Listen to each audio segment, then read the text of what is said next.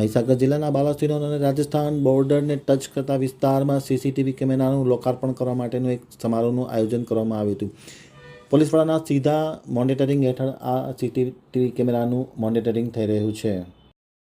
હવે જોઈએ લુણાવાડા આમતક ન્યૂઝ બ્યુરોમાંથી આ શિફ્ટનો એક વિસ્તૃત અહેવાલ. બાલાસિનોર ટાઉન પોલીસ સ્ટેશન ખાતે વિશ્વાસ પ્રોજેક્ટ ફેઝ 2 અંતર્ગત સીસીટીવી કેમેરા ઇન્સ્ટોલેશન ખાતમુહૂર્ત પ્રસંગે બાલાસિનોરના ધારાસભ્ય માનસિંહ ચૌહાણ, પૂર્વ ધારાસભ્ય રાજેશ પાઠક, નાયબ પોલીસ અધિક્ષક કમલેશ વસાવા, નાયબ પોલીસ અધિક્ષક જે.જી. ચાવડા, નાયબ પોલીસ અધિક્ષક ટી.વી. ડોડિયા તથા પોલીસ સ્ટેશન વિસ્તારના આગેવાનો ખાસ હાજર રહ્યા હતા.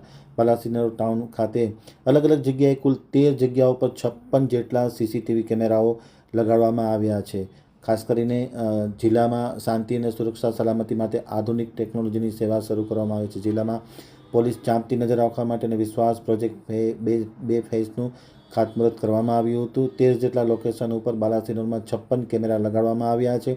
જિલ્લા મુખ્ય મથક લુણાવાડામાં પણ 12 લોકેશન ઉપર 35 જેટલા કેમેરા લગાડવામાં આવ્યા છે. જિલ્લા પોલીસ વડાની સીધી દેખરેખ હેઠળ સમગ્ર કેમેરાનું મોનિટરિંગ કરવા માટે એક વિશેષ અલાયદી વ્યવસ્થા રાખવામાં આવી છે. ખાસ કરીને જે ક્રાઇમ બને છે તે ક્રાઇમનો તાત્કાલિક ઉકેલ આવે અને ડિટેક્શન થાય તે હેતુ માટે આ સીસીટીવી કેમેરા ખૂબ જ ઉપયોગી બનવા પામ્યા છે.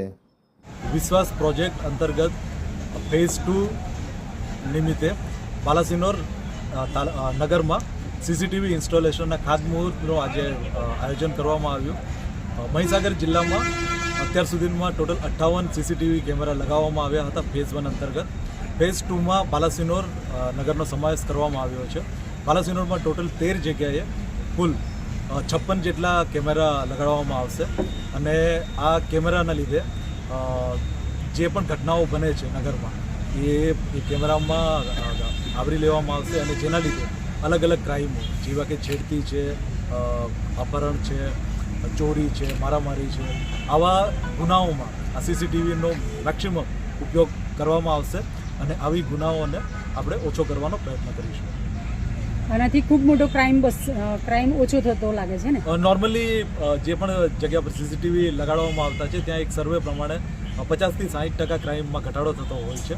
એક સાયકોલોજીકલ ઇફેક્ટ પણ થતી હોય છે જે ક્રિમિનલ માણસ ધરાવતા થતો હોય છે એમના પર કે તમે કોન્સ્ટન્ટ સીસીટીવીની નજરમાં છો તો આનો ભવિષ્યમાં ઘણો મોટો ફાયદો થશે. મોનિટરિંગ કઈ કઈથી થશે? મોનિટરિંગ કયા જગ્યા પર થશે?